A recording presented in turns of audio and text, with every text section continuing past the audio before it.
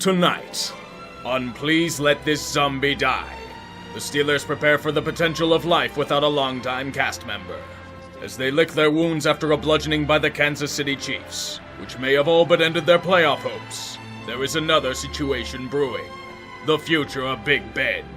There is no doubt that he's in the twilight of his career. Many signs point to this season being his last with the Black and Gold Brigade. His body is breaking down on him. His skills have atrophied to the point where he's a glorified statue in the pocket. He'll be a free agent at the end of the season. Ben's year has shown us why he should have retired a season or two ago. Most of his performances have been depressing. He's a hollow shell of his former self, who will show flashes of his old brilliance, but mostly sputters on 3-yard crossing routes and screen passes. He has to be carried to wins like he did on his own as a young buck. Most of Yinzerland still thinks he's in his glory years, but the writing is on the wall. It's time. Captain Fatfuck is going for his last ride. This next match will more than likely be his final home game at Heinz Field. It's fitting that a lot may change after this year. Heinz's naming rights to the stadium expire soon. GM Kevin Colbert has been rumored for retirement, especially given his penchant for taking one-year contracts. The Steelers will have to rip the Band-Aid off from the cruel realities of the state of their team. But for 1 week, all those facts will be forgotten. This next game will be the chance for Yinzers to pay tribute to their legendary general. It's something that Terry Bradshaw could not have. The opportunity to say goodbye. It's weird to me. Heading into this season, I was just hoping for the Big Ben era to come to an end. I've been very public in stating that they should have cut ties with him after last season. Unfortunately, you see why with his performances. I thought I would feel relief when things were done, but now that the time is finally upon us, it's complicated. He leaves a conflicting legacy. His years were full of off-field fuck-ups and self-indulgence. Motorcycle accidents, rape allegations, being a colossal piece of shit in the restaurant industry, throwing players under the bus for his own mistakes, holding the team back in his final years. It's always been about him, and he's wielded way too much power on the team and the offense. Those are all true, but this next statement is as well. He has been the best quarterback I have seen, and I may possibly ever see, on the Steelers in my lifetime. When you look back at highlights of Ben in his prime, he was a special player. His ability to create plays out of chaos, his maneuverability and range in the pocket, allowing the receivers to create space for themselves. These are what I think of when I think of on-field Big Ben. I think shoestring tackles to save games against Indianapolis. I think precision throws to the corner of the end zone in Super Bowls. His influence will remain constant with the black and gold, and he will be donning a gold jacket in his future. A career that started in Ohio will finish there. A little bit east of where he played as a kid, but it was one he probably dreamed of. How fitting is it that this next match will be against a team he's had incredible success against? Cleveland, a home where he currently holds the record for most wins by a quarterback since their renewal. A team that has constantly been tortured by Ben's incredible abilities.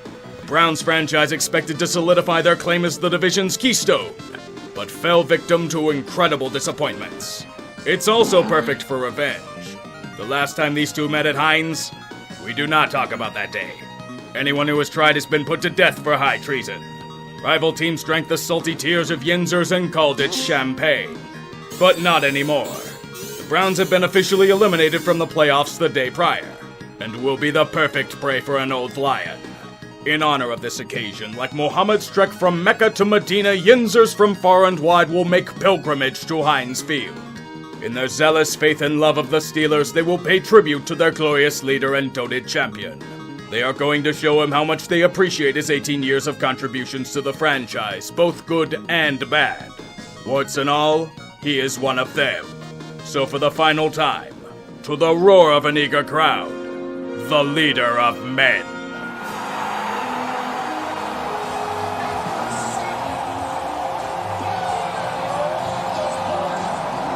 The road to the playoffs may be all but impossible for Pittsburgh, but it's irrelevant tonight.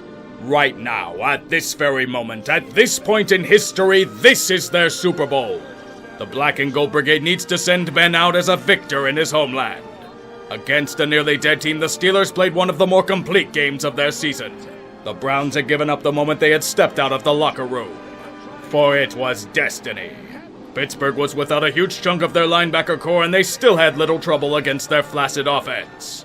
The main reason is because Baker Mayfield was paid a handsome fortune to take a dive in this important contest. So you're saying he wasn't paid? He just sucks. That's honestly believable. Jadeveon Clowney himself agrees with this sentiment. So the Steelers' drive has stalled out. Quickly, we can't get the interspice. Throw a shoe and we'll pay you a bonus for it. There we go. Now Big Ben can be like 80-year-old men in a pickup football game. And reap the benefits. A 5-yard touchdown pass to Deontay Johnson. Everyone in Steeler Nation cheers as if they had just won their 7th Lombardi. And tonight they may as well have. The defense was completely suffocating. Whether that's because of the defense itself or how apathetic and lifeless Cleveland was is to be determined. Somebody hates Baker. They consistently had one-on-one coverage on TJ Watt with a backup tackle drafted in the 4th round this year. He had 4 sacks, and 8 more than Baker's dozen. Mayfield is now zoned out into another Progressive commercial, where he may save people on car insurance, but can't make a progressive read on passing plays. Not with how he's getting killed for 9 sacks on the day. The Steeler offense may be doing little, but it doesn't feel like the lead is in any threat of being vanquished. Everything is going perfectly, and we will all see the legend of Big Ben conclude with an exclamation point. Oh my god, that's not what the script had! Goddamn assholes trying to one-up Ben in his perfectly choreographed finale. Excuse me for 1 second. You fucking piece of shit! Stop ruining that day! He is fucking leave the bed! You fucking goddamn sacks of pig shit! Do that again, I'm killing your family! Captain Fatfuck's final day of glory will not be sullied by those that defy his leadership. During the game's broadcast and on the field, the whole day was such captivating propaganda that the Soviets are envious of the NFL's efficiency. Their gaslighting and spin of Big Ben as a wholesome family man, leader of men and woman respecter all year long is truly hilarious stuff.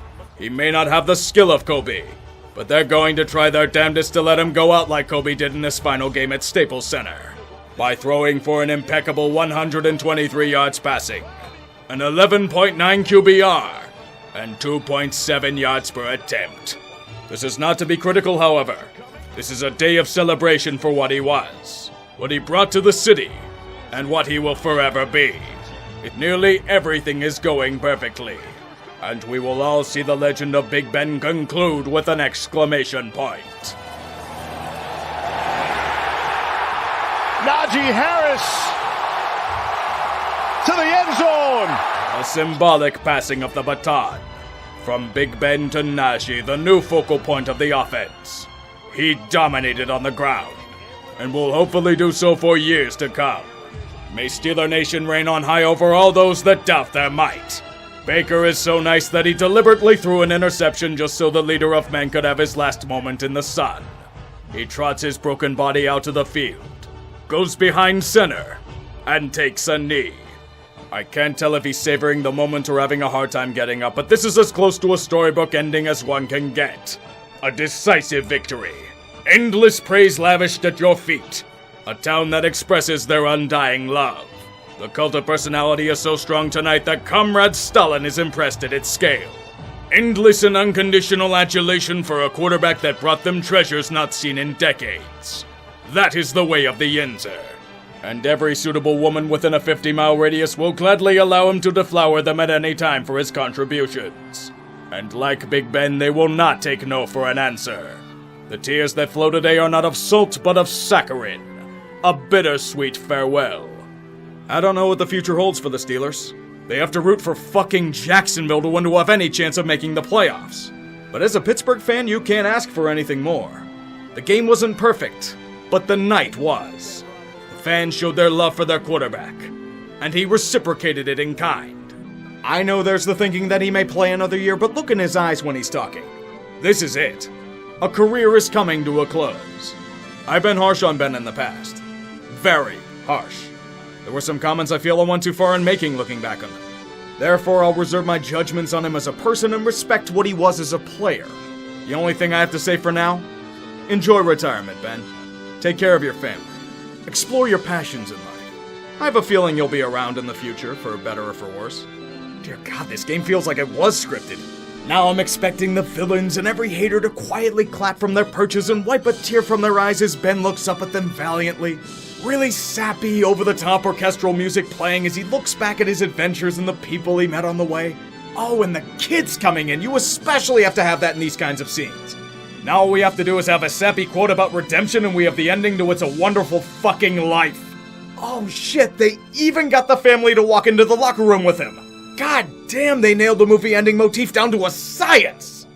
And cue credits.